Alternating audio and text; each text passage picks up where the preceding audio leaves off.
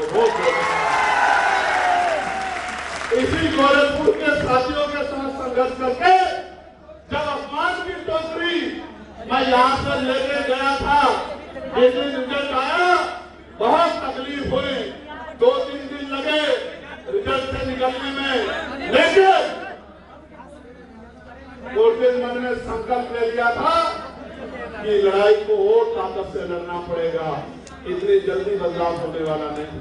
और ये यही का दिया हुआ अपमान है, जिस अपमान ने लड़ना सिखाया।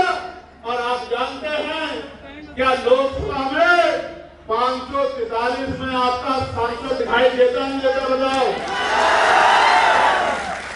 लोग कहते थे अकेला चंद्रशेखर क्या करेगा, ये तो कहीं भीड़ में छिप जाएगा। कोई कहता था तो जीत के सरकार के खेमे में जाके मंत्री बन जाएगा। कोई कहता था ये कहां जीतेगा, इसकी तो जमानत जब्त हो जाएगी। कोई कहता था ये तो पार्षद भी नहीं बन पाएगा।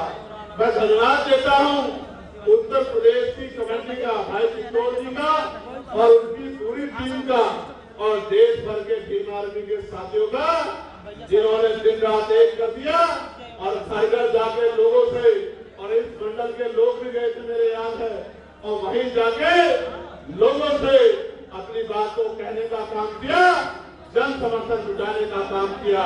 और परिणाम ये हुआ कि एक दल जो सत्ता में है आज, ये विकास है गरीब में।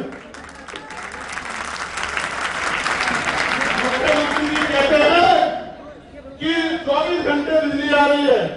यही के अखबार में मैंने पढ़ा, शाहपुर उपकेंद्र पे 16 घंटे तक बिजली नहीं थी और 500 से ज्यादा परिवार बिजली के लिए ट्राई कर रहे थे। गोरखपुर को तो दे नहीं पा रहे हो और पूरे प्रदेश से वादे करते हो। यही गोरखपुर है।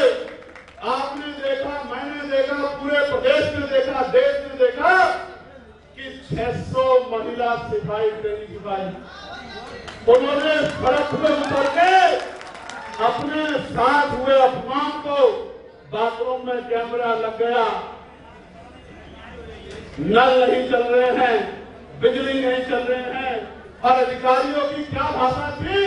और मैं उन बहादुर बेटियों को सलाम करता हूं कि उन्होंने अपने हक के लिए जमीन पे आके लड़ने की कोशिश की, जिसकी वजह से सरकार की आंखें खुली। देखिए, इसका जवाब तो जो सरकार सत्ता में है, जो दावे और वादे तो बहुत बड़े बड़े करते हैं, जिनका कहना था कि गुंडे पलायन कर गए, जो कहते थे कि बेटियां रात को 11 बजे भी गहने पहन के घूम सकती, उस प्रदेश में मुख्यमंत्री जी के गृह जनपद में, जहां से वो खुद विधायक है, वहां 1 करोड़ रुपए की फिरौती मांगी जाती है।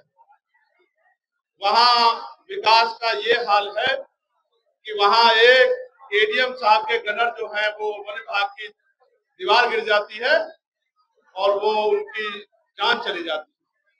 जहां नशा नेपाल के जरिए नौजवानों की रगों तक पहुंच गया, जहां फतेहपुर में सत्ता के लोग, ये मैं कोई सवाल नहीं खड़ा कर रहा, बहुत गंभीर जानकारी जो एफआईआर में है, सत्ता के जिलाध्यक्ष, सत्ता के भाजपा के अन्य पदाधिकारी, जिन्होंने ऐलान करके उस मकबरे को तोड़ने का काम किया, पुलिस की मौजूदगी में पुलिस को किस तरह से अधिकारियों ने छुपाया, आप मैंने सबने देखा।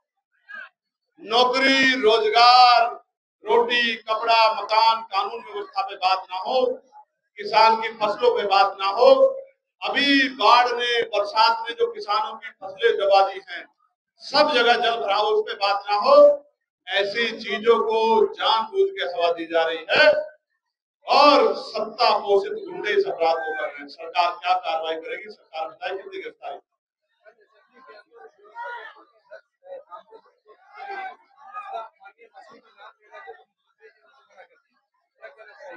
आप जानिए कि नाम लेते, क्योंकि सरकार को नाम लेने की बड़ी आदत है, उनकी जातियां बताने की बड़ी आदत है। नाम लेते तो शायद पता लग जाता कि नाम के पीछे किस पार्टी का नाम जुड़ा हुआ है, तो नाम खराब हो जाता है, इसलिए शायद हो गया। त्रिस्तरीय पंचायत चुनाव में आजाद समाज पार्टी का प्रदर्शन ऐतिहासिक होगा। शायद आपके सारे सवालों का जवाब त्रिस्तरीय पंचायत चुनाव देंगे।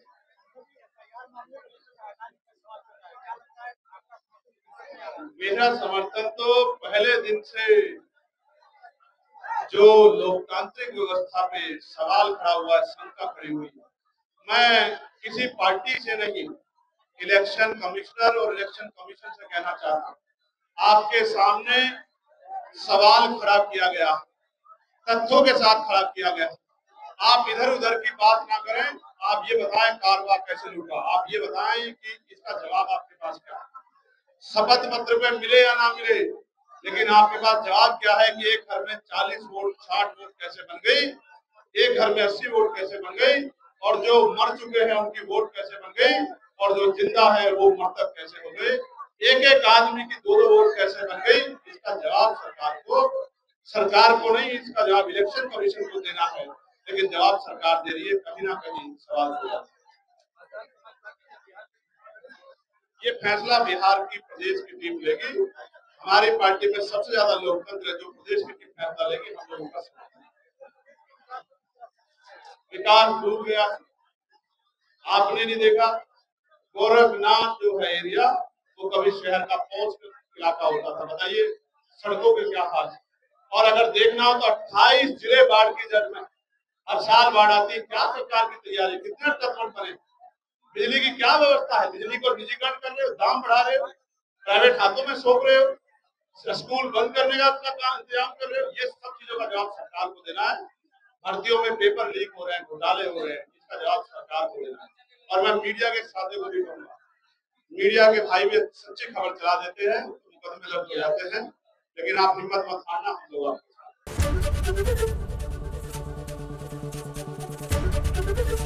एबीपी गंगा, खबर आपकी, जुबान आपकी।